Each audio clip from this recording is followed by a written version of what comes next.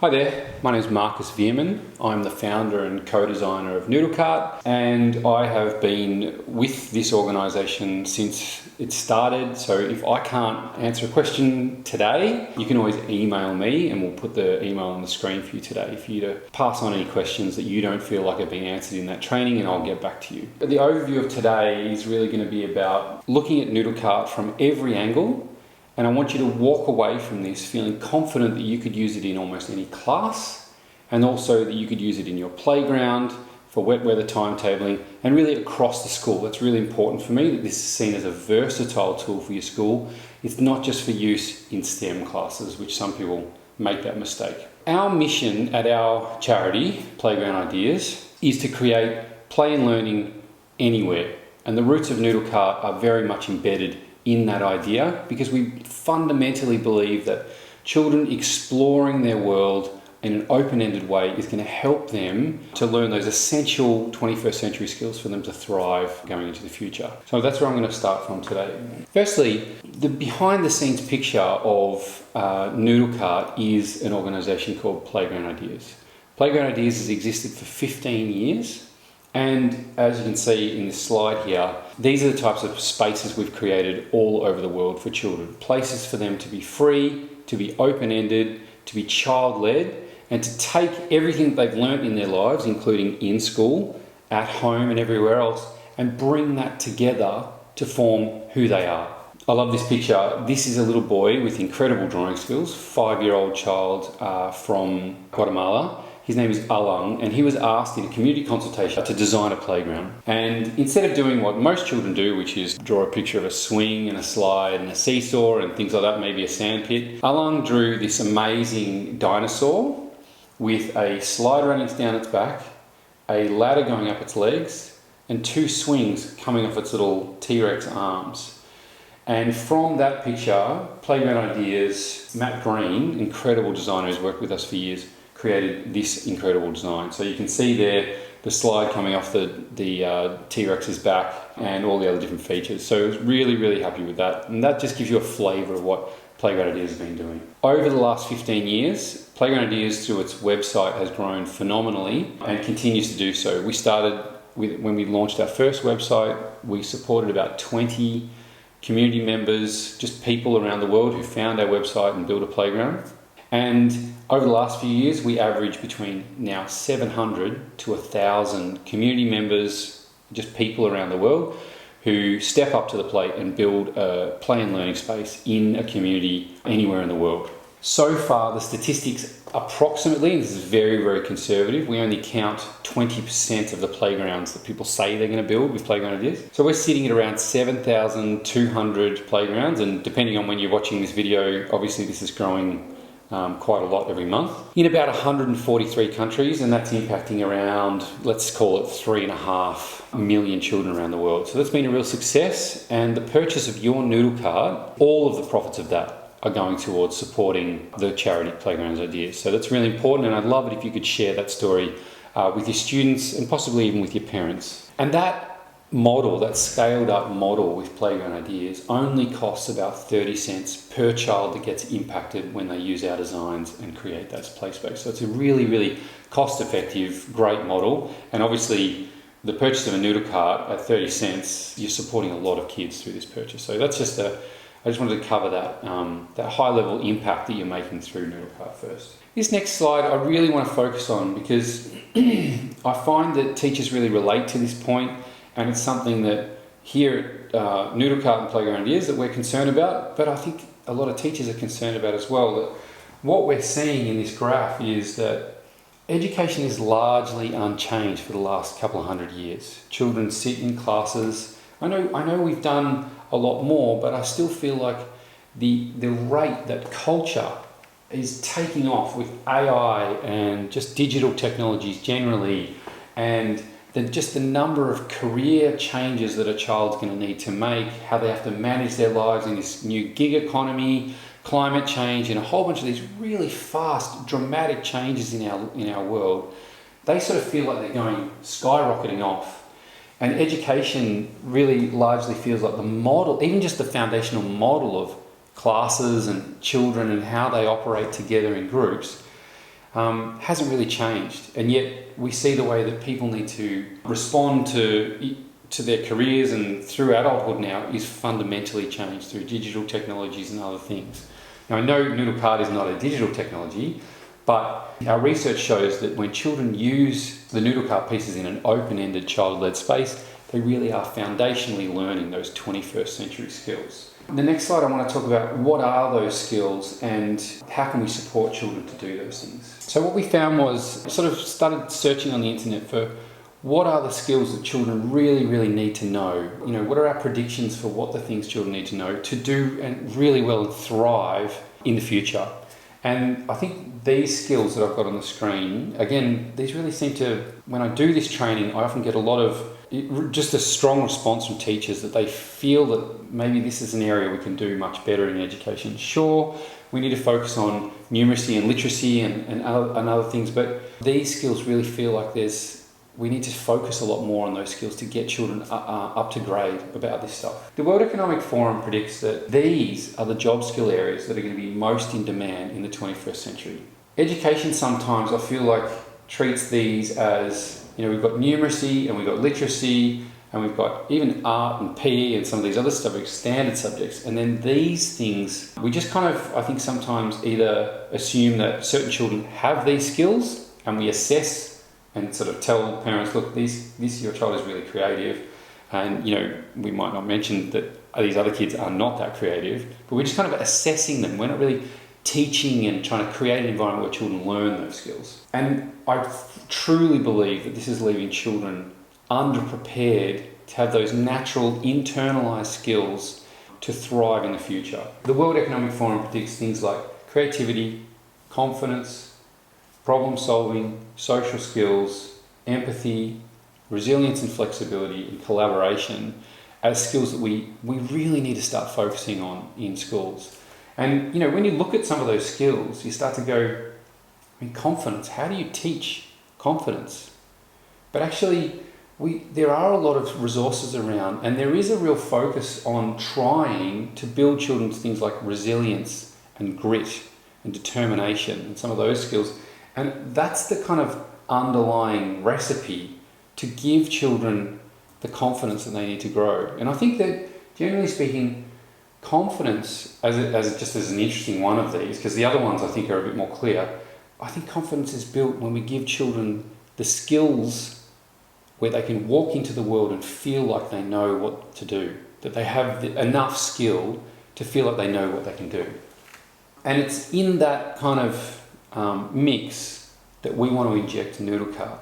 So firstly, one thing I want to talk about is we've done some research with Bond University, and because it's one thing to say something, but we wanted to make sure that we actually could do what we said we did. So Bond University has taken the two areas of the curriculum that cover most of these 21st century skills. So the first one is critical and creative capability. And the second one is personal and social skills capability. So those two really cover a lot of those skills that we talked about that are going to be the most in demand in the future. And over 80 separate observations in lots of different schools, and all of those observations were in child-led, non-teacher directed environments. So it's really important. You've got your teacher is standing over there supervising, but not directing the learning. Just want to give you that environment. And what they found was there's 28 subpoints under those two curriculum areas. And Bond University clearly found that 100% of those two capability areas were practiced and clearly demonstrated by students, all 100% of those 28 subpoints. And secondly, they were doing those skills in the 80 different observations 92% of the time. So not only are they doing a very broad range of skills, and remember, we've only checked those two capability areas. We haven't done numeracy and literacy in these other areas. But just in those two areas, they found that they were doing all of those skills, so a really broad range of social and critical and creative thinking skills. But they were also doing them in a very deep way. They're doing them, practicing them a lot. Sometimes a Nüdel Kart environment might seem like a very open and organic, kind of messy environment, but I just want to give people at a kind of a heart level some confidence that giving them that time in that open and organic environment has some very hard research behind it. I just wanted to preface this next section with that. So I just want you to meet the family. Obviously, there's Nüdel Kart here. You may also have a Nüdel Rover, which is the two in the middle there, the blue one and the black one. The blue one is for hospital environments. We created that during COVID. The black one is the one that we actually sell. That's our small group tool. And then that little teeny tiny one on the edge is the Nüdel Pod, which is a new one that we're just launching at the moment at the end of 2023. And that is similar type experience for children in the home. Most of the people watching this, you've probably got a Kart and a Rover. You may or may not know about the pod. There might be certain students in your school who are really struggling, who don't have a lot of things to do at home, and you're concerned about their development. A Nüdel Pod might be a great recommendation for those students to use at home on a regular basis to just build up some of those skills that you see lacking, particularly, again, personal and social skills and the critical and creative thinking skills. All right, so that's sort of the first little section.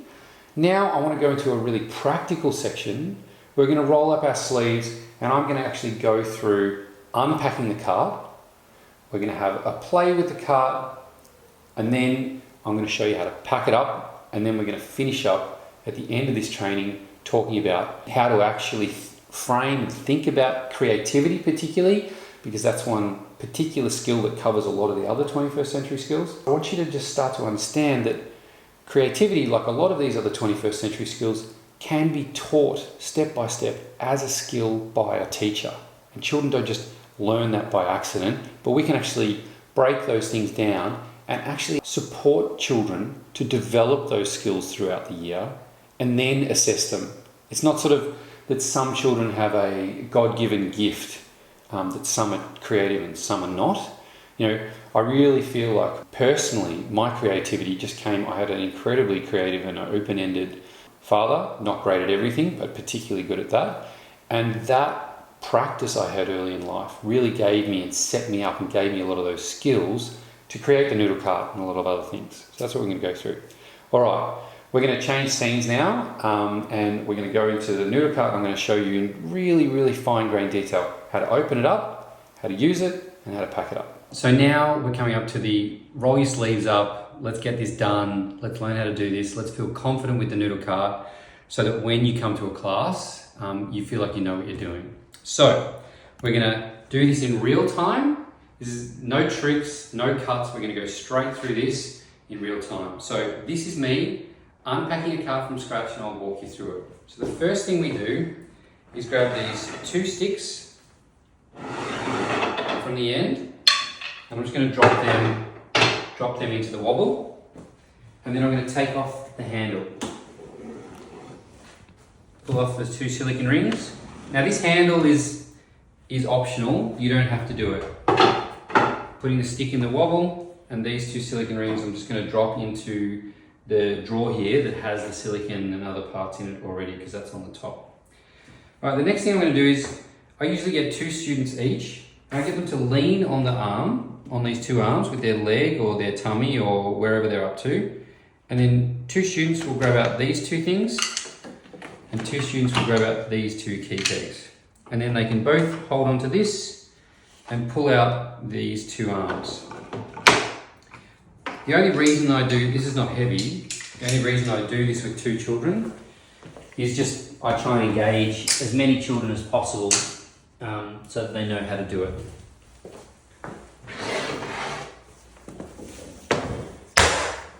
And then I'm going to do exactly the same thing with another two students on the other side. We pull out the 4 key pegs, take out the arm and the 4 T-pegs.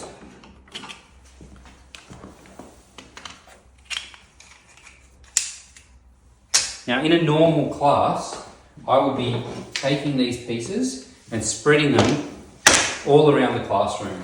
But I'm just going to put them down neatly so you can see all the pieces. Next is the Holy Moly, which is now, because we've taken out all of the keys and T's, and the sticks will just come, just sitting on the top. And And then we're going to turn this around, and now we're going to start disassembling the main part of the cart.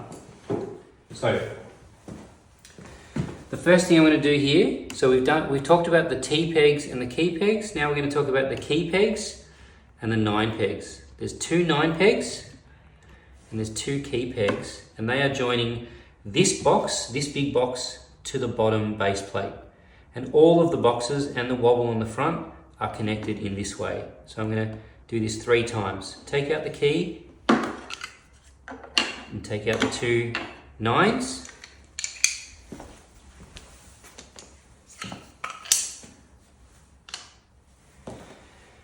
And once you've done that, just so you know, this box is now released and ready to move, but it's still very heavy. So we're going to take out the drawer, and I'm going to take it out to here, and then I'm going to ask a student on this side and a student on this side to grab this drawer and take it somewhere in the middle of the classroom. And then I'm going to do the same thing with this drawer with the fabrics. Pull this out and get a student here and a student here to grab this and put this here also. Once you've done this, now this box is no longer heavy, and you can grab that box and then put that somewhere else in the room. Now you're faced with exactly the same box with 2 drawers, and again 2 key pegs and 2 9 pegs. So I'm going to take those key pegs out, and I'm going to take those 2 9 pegs out, and I'm going to scatter them around the room again.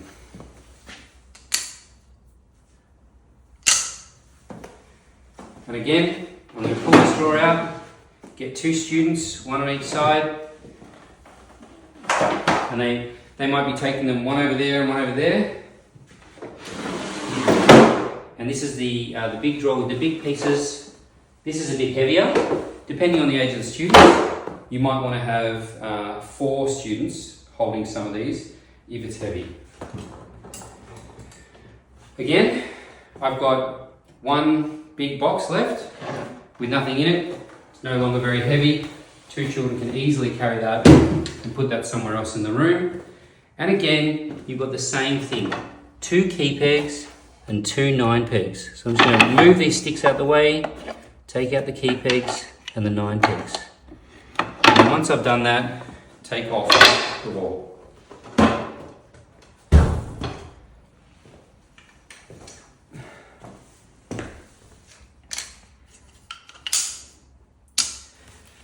And that is all of your parts.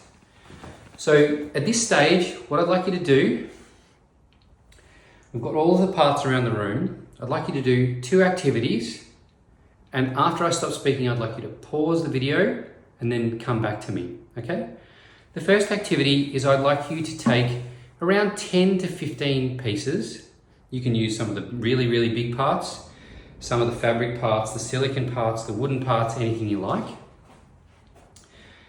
And I'd like you to assemble those pieces in the most interesting way, the most connected way that you can. I'd just like you to explore putting all the pieces together and connecting them. They may become a bird or a fish or an aeroplane, or they may become just something sculptural, just something nice to look at, or they might be a huge mess. That's okay. I just want you to work out how the pieces work and do that for about 10 minutes.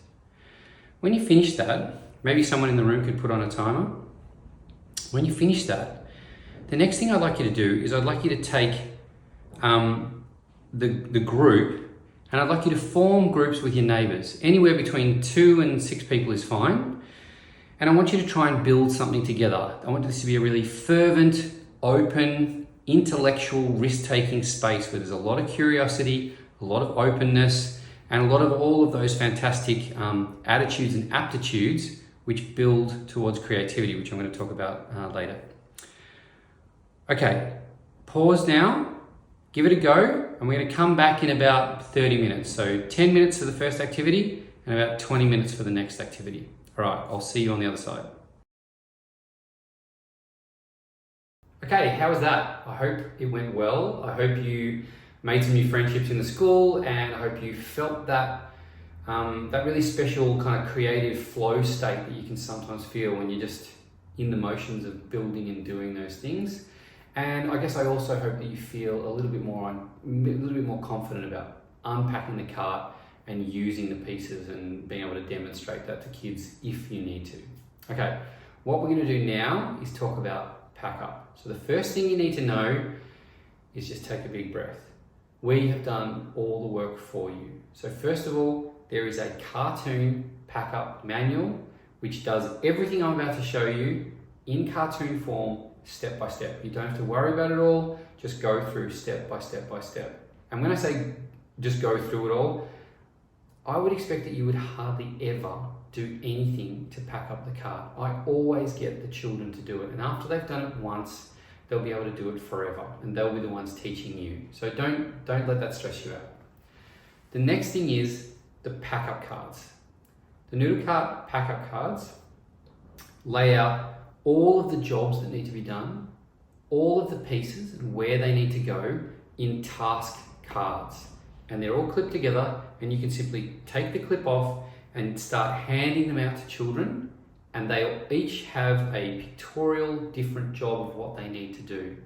And as long as they do that job, everything will come together, assembled in the way that I've got it here on the floor, ready for the cart to come together. So use those pack-up cards and use that manual, and don't worry about it. It will all come together with the children. Make it a challenge, make it fun, get them to do it. You've worked with the students, you've used the pack-up cards, and now you should have everything essentially in these different categories. So you've got all of the big pieces. These are the big pieces here. The wobble, the two boxes, the holy moly, and the arms are sort of up the front somewhere. I've collected a whole bunch of keys and nines and T's. Now those keys and nines and T's, there's a special card for those. The only thing you need to remember is don't put the keys, the nines and the T's in the boxes. You need them out. And it doesn't matter if you've got extra, because you can put them in later, just leave all of them out. What I'll do is, I'll take one of each and I'll say, here, Sarah, can you please go and get all of these keys and put them in a pile just next to me? Don't let anyone put them in the drawers. And I go to Sam and I'll say, can you please take all of the nines and can you collect all of these and put them next to Sarah's keys, and so on with the T's. Okay? Really simple, just put them there and protect them. Don't let anyone come and put them back in the boxes, because there'll be lots of other people picking all the other pieces up, right? The other thing you might want to do is, in this small pieces box down here, you might want to say to the person who's got that job, because there's a special card for this box, just say to that person, if you see any of these keys or T's or nines, like this, in the box, just give it to the right person and put it out of the drawers where the rest of them are, okay? All right, so you'll know when everything is right when it looks like this. There are 4 main drawers, 1, 2, 3, 4. 2 of them are big and 2 of them are small. And they essentially, there's a card for each one of these boxes that clearly shows in the pictures what to put into each one and what not to put in each one. And you'll have a student allocated at each box who's putting in whatever they need to.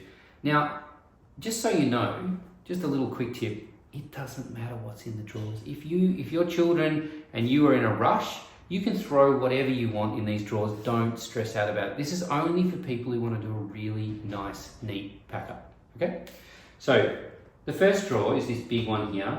This has all of the big, large wooden pieces, like the bowls and the cups, these larger L-shaped pieces, the rainbow, the sieve, and these oval pieces. Things like that, all those big pieces going here. And all you need to know is you just make sure that all of this is level, okay? It's all flat and level, nothing's poking up the side. This next drawer, you've got another student. They're collecting all what I like to call the noodles, all the noodle pieces. These are the long, skinny sticks and the silicon pieces, the long, skinny silicon pieces, as well as these short pieces and the macaroni silicon rings, okay? So all the noodly pieces going here. The next one is all the fabrics. These are the fabric pieces like the canvas sheets, the netting sheets, the straps, and either, depending on which version when you're watching this video, the bean bags, or the bean bags are being placed with some pure wool felt balls and some wooden balls. And they go into here. And then last of all the small wooden pieces. Okay? Anything small and wood goes in here, except for the special cards, which are for the special pieces which are left out for pack up. But any extra pieces are small wooden pieces are gonna end up in there anyway. Okay, so this is all packed up. Now we're gonna assemble the cart. I'm doing this really carefully. This happens very quickly in real life, but I'm just doing this in a really careful and quick way for you. Okay, the last thing you took off, as you'll remember, and the first thing you're gonna put back on is the wobble. So you'll notice, actually one thing I forgot, these long wooden sticks do not fit in this drawer. See, this hangs over? These are the only anomaly, and they live here in the front of the wobble. Okay? So, to put this together, I'm going to need those 9s and those key pegs. So I'm going to take 2 9s and 2 keys, and I'm going to line this wobble up. And the way that I know it's lined up is there's 2 holes here that line up perfectly. On the side,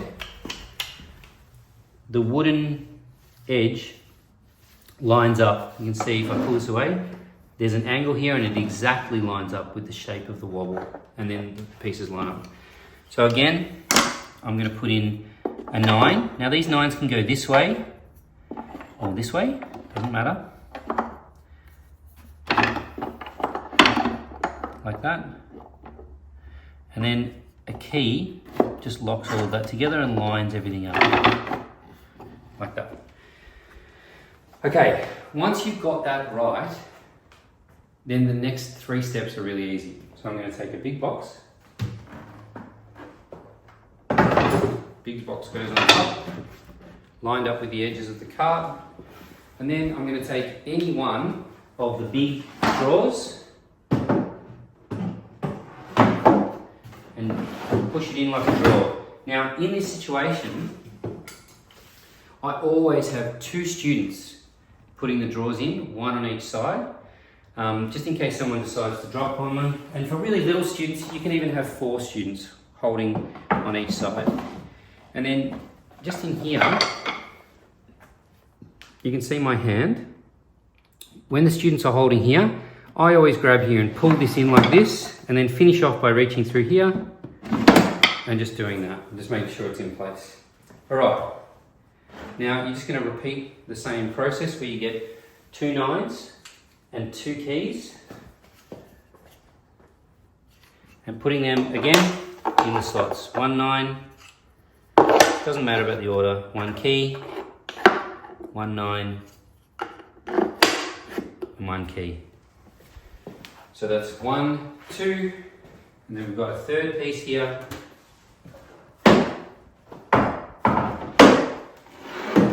One little trick that I just want to show you here is this box has 2 big ovals, one here and one here, and it has 2 closed sides. And we designed that deliberately so there are sides to stand on and there are sides to crawl through. It's always good, this is a pro tip, you don't have to do it. It's always good to have the oval on the top, so that if you find any other pieces or you've got extra of these special pieces, you can just drop them through the top, which is you can't do with this. Don't worry about it, it's fine. You can always just drop the pieces in the front here. Okay, so the next part is we're going to put those other drawers back in. So I'm going to get a student here and here and here. They're going to pick up the drawer and put that carefully into the box. And again, I grab the front and push it in. And then we're going to grab another box and put that in and slide that into place. And then last thing, same thing, 2 9s, 2 keys.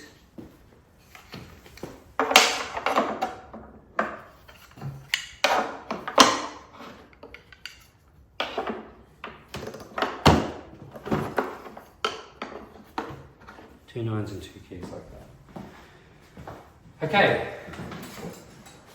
Now we're coming to the top, which is the last section. We're going to take the holy moly piece, put that on the top, and you'll notice here that there are what we call 2 bunny ears, and that goes, they line up with these 2 holes here like this, and then all of these holes will line up in place. And then at this stage, each one of these jobs, I have multiple students doing this job. Again, I'll have 4 students, 2 students each. Grab these arms. Another 2 students on this side, grab these arms, line them up. And then this is where we take 4 keys for this side, 2 for each student, 2 for each student, and 4 T's. 2 for each student, 2 for each student. Okay, now on each arm there is a hot dog, and all you're going to do is take the 2 pegs, 2 T pegs, and put them beside each hot dog. Beside each hot dog. And then the students on this side will do the same thing. Beside each hot dog. Beside each hot dog.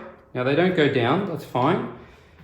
Next thing is, when you lift them up, this is when they go down. Like that. And then they go into the side of the boxes.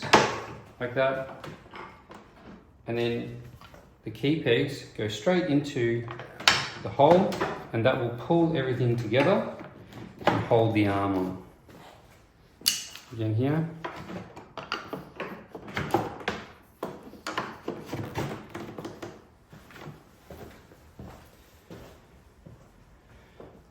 And then when we come to the other side, 2 students pick up the piece,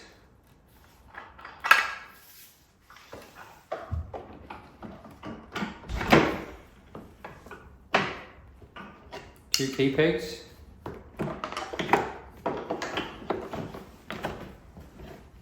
and then another 2 key pegs. Now these will be fairly tight with your new cart, but as you can see, this one's a bit older, they fit beautifully.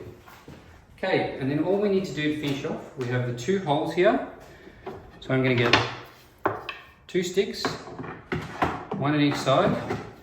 I'm going to move their sticks down until they go all the way to the bottom. So move those sticks out of the way. This will go all the way down to the bottom. There's a hole at the bottom that fits in. And then finally, I'm going to take 1 extra stick and 2 silicone rings, and I'm going to finish off by putting in the handle.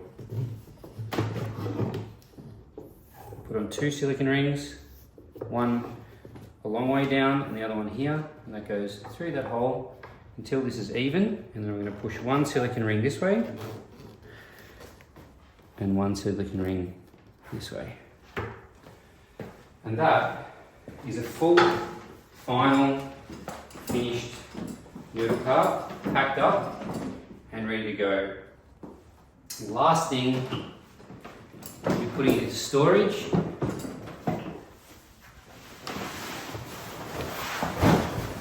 Is to take the cover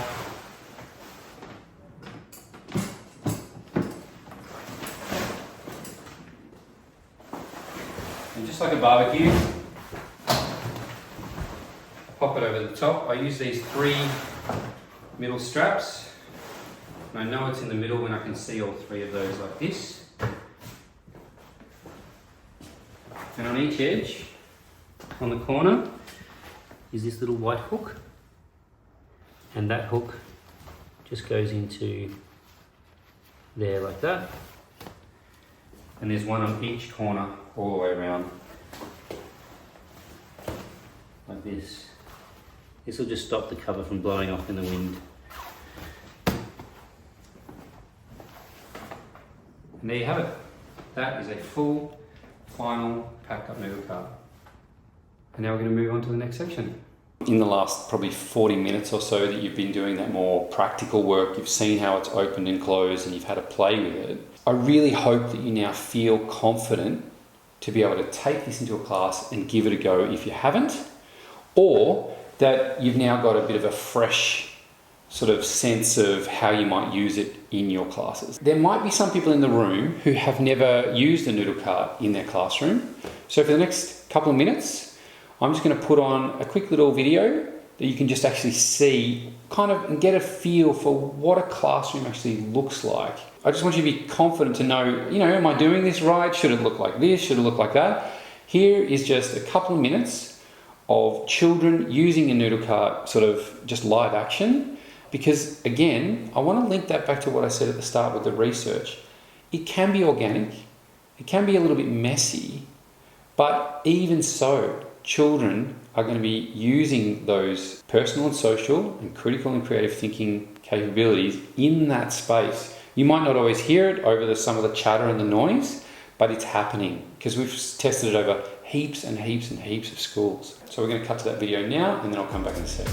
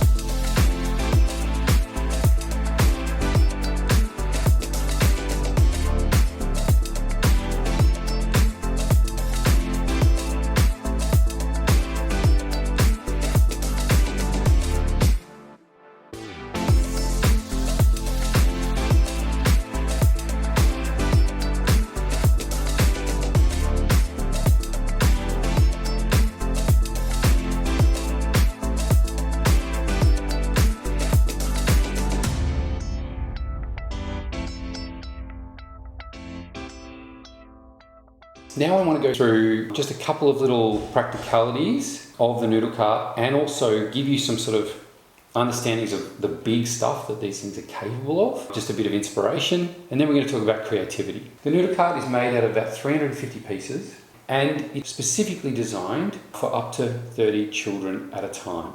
That's really important. So 30 children is a general Australian classroom. If you're going to use more than that, then I'd suggest you split them into 2 groups and have a rotation, or alternatively, get another Nüdel cart, okay? You've got all of these hundreds of pieces, and those pieces are designed to go together in really unique and interesting ways. There's not a right or a wrong answer. The only thing I want you to be conscious of as a teacher is just making sure that the children aren't doing things, stacking them too high and doing things that might cause an issue of something falling over and hitting someone else and stuff like that. I'm going to talk more about that later. All of these configurations you see, the first one is a fire truck and a fire station. These big robots that actually stand quite high. I mean, this is just one example of some robots or giant things you could build. A big cubby house and a big castle. I'm showing you these because I want you to get the children thinking big when they're doing this stuff. I want you to get them thinking complex, moving parts, and all sorts of tricky ways that they can use the parts to decorate and illustrate what they're trying to do. And these are ideas really for you. The children will just jump in and show you amazing things. You don't need to worry about giving them too much instruction or too many challenges at the start, although you might want to extend their options by giving them some sort of narrative. But here's just a couple of things that more advanced people who've been using the Nüdel cart for a while designed. This is the Nüdel Rover. The Rover has about 150 pieces, 140 to 150 pieces. We say that it's up to about 8 to 10 children, and it's really our small group tool. Some ways that the Nüdel Rover is fantastic, as you might have heard me already speaking if you've met me before, is as our meltdown mitigation tool. The Nüdel Rover is a fantastic addition to, outside the deputy assistant principal's office or the wellbeing teacher, whoever's dealing with those children who are coming out of classes, they're full of cortisol, they've had a bad day at home, or they've had some issue with a teacher, something's been misunderstood. Trying to engage with a child in that cortisol-fueled space is, I'm sure you understand, pretty ineffective. If a child comes out of their classes and they get 20 minutes with a Nüdel Rover before you try and talk to them, it's a really effective way to engage those students, help to wash that cortisol out of their brain. It'll stop them producing more, and it takes time for that to be washed out of their brain. This is a great way to give them some time to do some effective work, some relaxing, focused kind of flow state work. And then after that, you can then come and have a side-by-side conversation with them. Oh, what are you doing here? How are you going? Which is much less stress. And I'm sure if there's a deputy principal in listening to this training, I'd highly encourage you to use the Rover if you've got one, or even the cart, some of the smaller pieces of the cart, to do that as well. Maybe you can just take a box of Rover pieces and have it with you if you're dealing with a lot of those things. Just so you know, the cart is registered for 3 to 12-year-olds, and the Rover is registered for 1 to 12-year-olds. And things that the Rover can do, we thought we'd do some comparisons. So here's an example of a robot built with a lot of the big pieces from a Rover. The next space is kind of like a more natural play space where they've got a little cafe going on there, a smaller robot in the background there, and a wheelbarrow type thing in the front there. Then we've got an obstacle course with all sorts of balance beams and things to tiptoe through and crawl through and not knock over. And then we've got a construction site with a wheelbarrow and a bulldozer and an excavator, which I've always really liked that design. But that's just to give you a feel and a flavour of the types of things that kids can do with a full Nüdel Rover. We're going to shift speeds now. This is where I really want to talk about breaking down a skill that's generally not seen as a skill you can teach, but is more seen as kind of something that you either just have or don't have. So by the end of this session, I'd really love it if you could start to see this one skill of creativity as a skill that you can break down and actually support children to do better at over time, as opposed to seeing it more as a static, God-given gift type of thing. I worked with a guy called Dr. Tim Paxton from Creative Actions, who did a lot of his research in the University of South Australia, who helped me to come up with a lot of the principles that you're about to see now. And he was really challenged my thinking as quite a creative person about what creativity is and who's got it and who doesn't and how you develop it. Some of our conversations were quite robust. I wasn't sure about all those points. So I hope there's a bit of challenging stuff in here, but I hope there's also enough here that you kind of go, yeah, I think this makes sense and I'm going to give it more of a try. So the first thing is that I just want you to lock this in your mind that everyone can be creative and everyone can improve their ability to be creative. And we're often held back in our creativity purely because of our internalized attitudes about who's creative and who isn't, and a lot of these other kind of beliefs. So that's something that's really important to me, and it's something I talk about with almost every group that I work with. Creativity can be taught, can be broken down, and you can give those skills to children, and then a Nüdel Kart environment is a perfect environment for them to demonstrate and practice those skills once they sort of understand the principles, if they're really struggling. Obviously, they will also learn in a Nüdel Kart environment how to be more creative by absorbing those creative skills from the other children in the room because they're just in such a creative space. Being creative is really good for you. People who are more creative tend to have lower levels of stress because they're better at solving problems. And you'll start to see when I go through the later part of this, having a system for creativity helps you to be more calm, to be more resilient, and to go through life more smoothly, and that builds up to be just generally better even in your physical and emotional and mental health. So this is a really great skill to practice, not just because it's a great work skill, but it's a great well-being skill as well. And today I'm going to talk about creativity as a system, something you can actually work through with children. Okay, so I want you to remember this, how to frame up creativity so that it happens, because this just doesn't have to happen in with a timetabling activity or as part of a creativity club or something separate. I want you to see this as something you can do in all your classes. And the way I want you to think about it is that you put on your creativity cape. So what does that KAPE mean? We've broken creativity down into 4 parts. The first one is your knowledge and experiences. The second one is attitudes, and then processes, a creativity process. And then something that Tim found that was really important was that the environment really matters. All of these things actually really matter if you want creativity to flourish in your school. My big mission is to have schools who have creativity, particularly as well as a lot of these 21st century skills, as really high priorities, because they haven't been high priorities before. And I think schools will be rewarded with parents who will respond very favourably to that and want their children to come to a school that's really focused on these 21st century skills. The idea that you need the appropriate level of knowledge and experiences to be creative was one of those issues with Tim Paxton that took me a while to understand.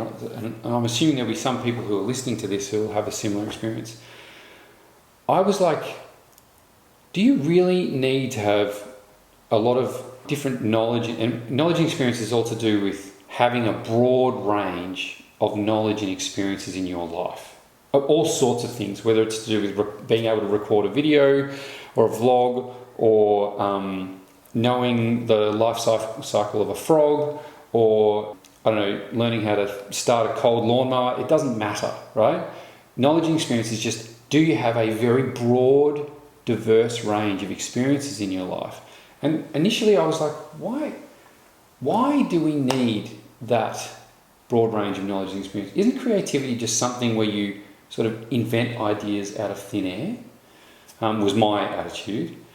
And Tim's research clearly showed, not his research only, but creativity has been something that's been studied for about 50 or 60 years.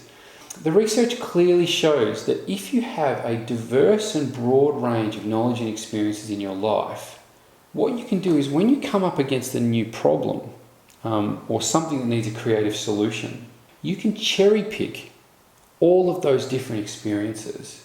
When I was about 16 or 17, I was rollerblading, and I rollerbladed a lot. I was obsessed with rollerblading. And rollerbladers, for whatever reason at the time, the fashion was to have really big, baggy pants. And you just couldn't buy big, baggy pants that were baggy at the bottom. They only had happy pants that were really narrow at the bottom and baggy, and I didn't really like them. So my dad actually taught me how to use a sewing machine And I just taught myself to sew, and I started making my own baggy pants, which were absolutely huge, and I was really happy with that.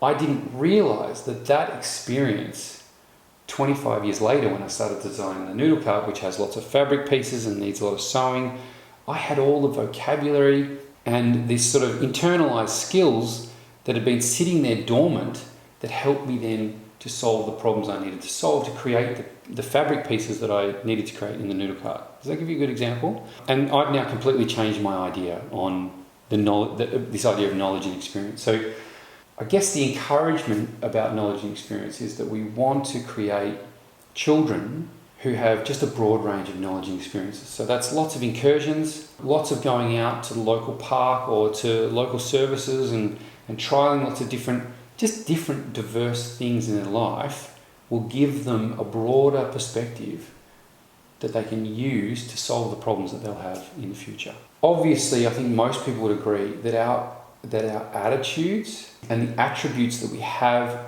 define how we engage with problems and different things in our lives. If you have a poor attitude towards creativity, you say, well, I'm not very creative, I can't solve this problem, I'm going to leave it to someone else, I'm going to delay it till another day. That foundationally, that's the reason that's the second thing, is it's really, really important. It foundationally affects the way that we engage with the world, and it foundationally affects the way that we thrive in the world based on how we say, if we say yes or no as a really simple sort of binary idea, to I've got a problem, how am I going to deal with it? Am I going to walk in there? And do I have good skills to engage with that to find a solution or not? The second thing is the process. Creativity is broken down into a series of different processes, and I'm going to go through those. And it's really important to not see creativity as something magic, but actually as something you can teach kids and go through. And then finally, the environment really matters. If you've got children still sitting most of their day, sitting still, sitting down in desks, particularly, I mean, I know most schools aren't doing this, but if the more traditional schools are with desks and rows and the power structures up the front where the teacher has the knowledge and they give that to the students, the more of that there is, the more we find that creativity is squashed. And the more that children have open-ended, child-led activity, where there's discussion and robust debate and ideas being discussed and trial and error and all of those things, we see creativity flourish. Those four elements is what we're talking about when we talk about putting on our creativity cape. I think I've already talked about this slide about knowledge, but if you want to pause and read this description, you can do so. But I think everyone now understands that just basically a broad range of knowledge and experiences is what builds the basis for your ability to act creatively in the world. Attitudes and aptitudes really affect creativity, and I'm going to break them down now into a few specific skills which funnel up into better creativity. The first two, which are kind of related, are the idea of openness and curiosity, and they're kind of interrelated. Basically, openness and curiosity are the key indicators of academic and life success. What's interesting is if you ask most teachers what those key indicators were, I don't think openness and curiosity would be seen as key attributes for academic success. But Tim has found a clear link between those skills and children doing well in school. Amazingly, children who have those skills also do very well in life. So I just want to link those two things because, in theory, the children who do well at school, in theory, should also do well in life, but that's not always the case. But in this particular place, those two things line up. Openness and curiosity is all about exploring and trying new things. And curiosity is part of every child's life, and there's a certain beauty in watching a child be curious. But that tends to decline over time. And I want to make sure that when you're teaching children, when you're with children, that you always encourage in your discussions and in your teaching, if a child asks a question, to respond to that child with a good answer or an open-ended answer like, I'm not sure about that, maybe we should go down that rabbit hole and explore that idea. That's the way that you demonstrate curiosity and encourage that in children by making it a part of every day.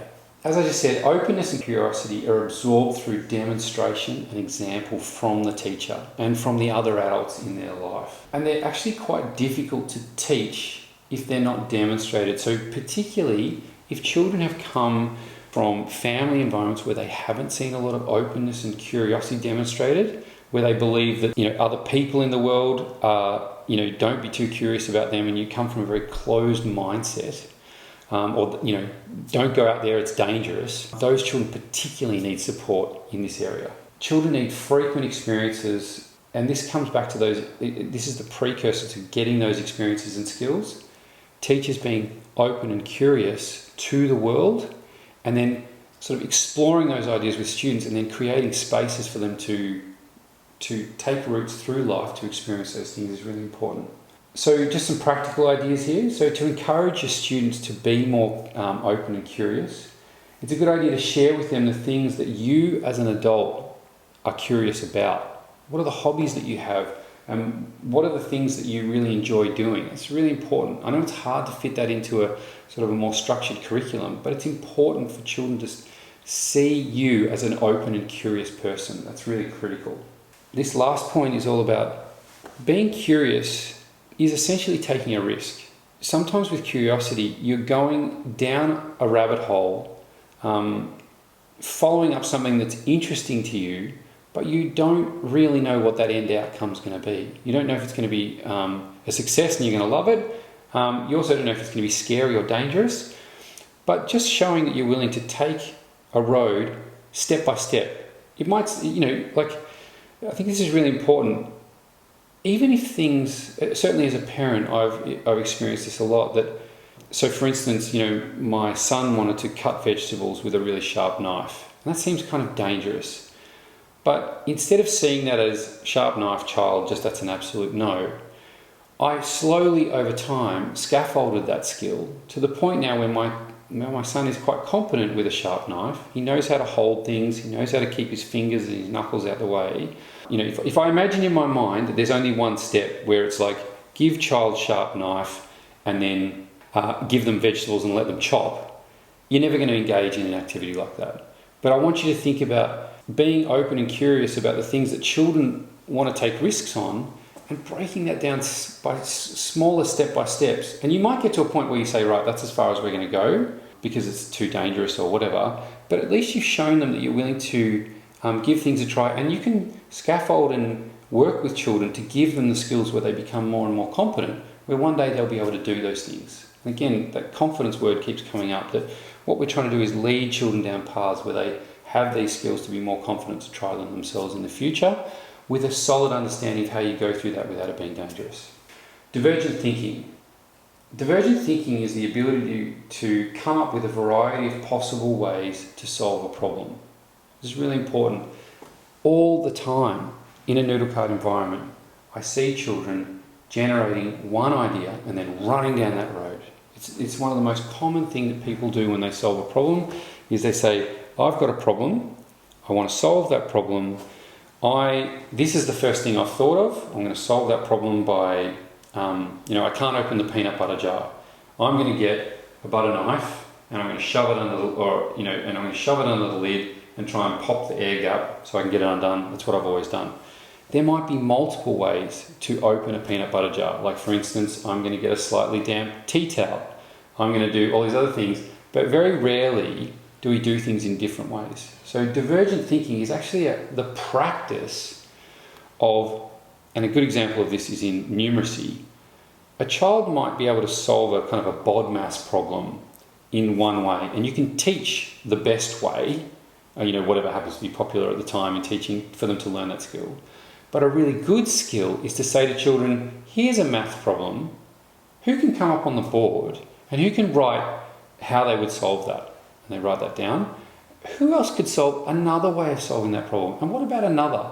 I remember we did that as an activity when I was studying teaching in university, and there was a particularly sort of convoluted problem they put up. And we filled the board with different ways to solve that problem, and it was just phenomenal to see how differently brains operate and how many ways there are to essentially skin a cat. It's a really, really important skill, and this skill builds towards being a more creative person.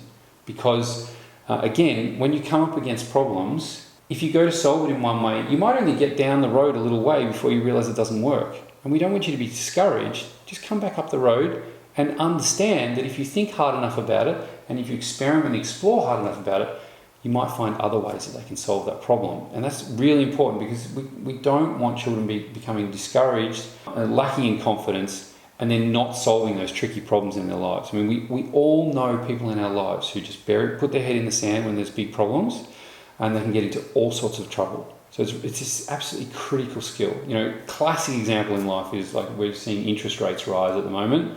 You know, it's really important as adults that we deal with that in a mature way so that we don't get into trouble. Intellectual risk-taking is the idea of having the confidence to be able to share your ideas with others, and take that risk to do that with other people. If you keep your ideas inside, and as a teacher you don't create an environment where people can ask silly questions, and they won't be demeaned or mocked or laughed at, but actually they'll be encouraged to ask those silly questions and explore those ideas. This is highly correlated with being creative. It's really, really important. It's a simple skill. I don't think there's any sort of instruction needed in this. It's just more a matter of when questions come at you and when children want to explore things, to create an environment in the classroom or in the whole school really, where it's encouraged for them to have ideas and to take those risks, to share those ideas and to go down those roads and see where they lead. It's really important.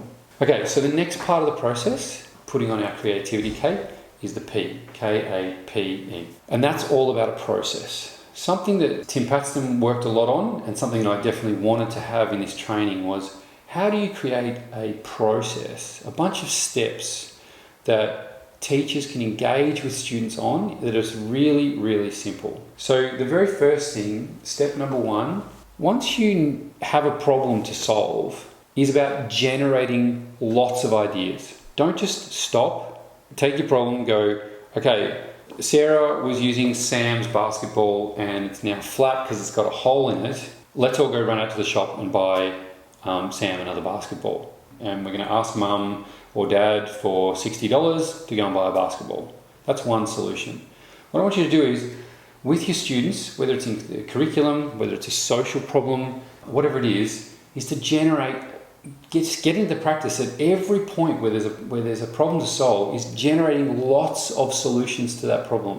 You know, this is the idea that, you know, kind of the 99th monkey idea, where if you give monkeys enough time with a typewriter, they'll eventually write the complete works of Shakespeare.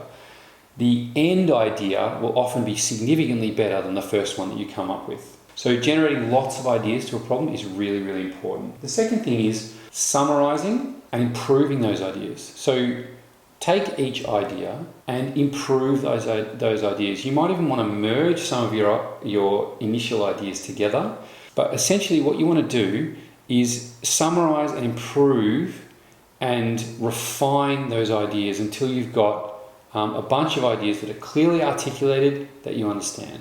The next thing is to really think about which ones are the best ideas and to build on those ideas. Does that make sense? Iterate and sort of say, okay, if we're going to do this, what would we need? How would we solve that problem with this thing? Do we need tools? Do we need different people? Do we need different things? Do we need different teachers? Or do we need permission from people? What are all the complexities that we're going to find in this solution, and can we solve those things? And that will help you to work out which ones of these ideas are better than the others, and which ones aren't. This final point in this slide is really important, that there are lots of ideas. Having the spirit of we can generate lots of ideas is really, really important.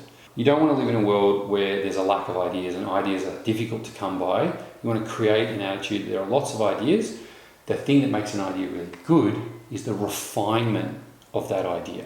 And the fourth step is the idea of evaluating, selecting, and then communicating that idea to the people that need to know, or to get the things that you need to make that idea happen. Through that process of generating, selecting, refining, and building on your ideas, you're going to come up with these much better solutions, and hopefully by the end of this process you'll have multiple good ideas that are refined, and then you can start to choose which one's best based on this exploration. I hope that isn't dumbing things down too much, and I hope that you can see that going through that process and withholding your desire to just simply run down a road, or from stopping because you don't have any ideas at all, that's probably the worst outcome. This idea can help you to really generate and come up with great solutions to problems, and you can see how resilience building that would be for a child. Now, the great thing about this process is, once you finish this process and have a good idea, you can actually take that idea and take it around the loop again. Because there might be a whole bunch of things that you've understood and learnt that you can add to that process again, and you can iteratively improve the solution to that problem over time. So that is our 4-step creative process. And the last part of the CAPE is the E. Teaching, schooling, education happens in a place and a space, and that place and space really makes a difference to how children absorb or don't absorb creativity.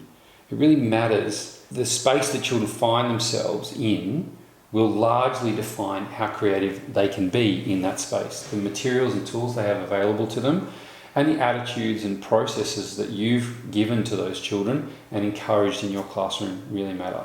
The Nüdel Kart creates a child-led, open-ended environment with lots of stimulating materials that have different properties, different weights, different stretchiness, different rigidity and flexibility and other things, and that environment helps to create children to be far more creative. So whether you've got a Nüdel Kart available to you or not, just be aware that the spirit of the environment that you're in, the attitudes in that environment, but also the physical environment matters fundamentally. So if you're finding that your children are not coming up with lots of creative solutions, it may actually be that you need to improve the environment that they're in. You need to push all the desks aside to create a space where children can have the space to breathe in that creative environment and do more creative things, because they were just curtailed by the environment. I just want to thank you for your time today. I hope that hasn't been too boring. I want you to take some time after this to maybe have a quick discussion with the staff team about how you can start to embody some of these skills of creativity within the school as foundational aspects of who you are and what you do as an educating body with your students. It's just so important, and I just don't feel like enough emphasis is put on these skills and is put on the environment that the children find themselves in. And the evidence is clear that we need to do much more with children to give them those skills, to equip them in this very fast moving and sometimes fragile feeling future. Thank you so much for your time. Send me any questions you've got, and all the best in your creative journey with Nüdel Kart, and I look forward to hearing from you soon. Over and out.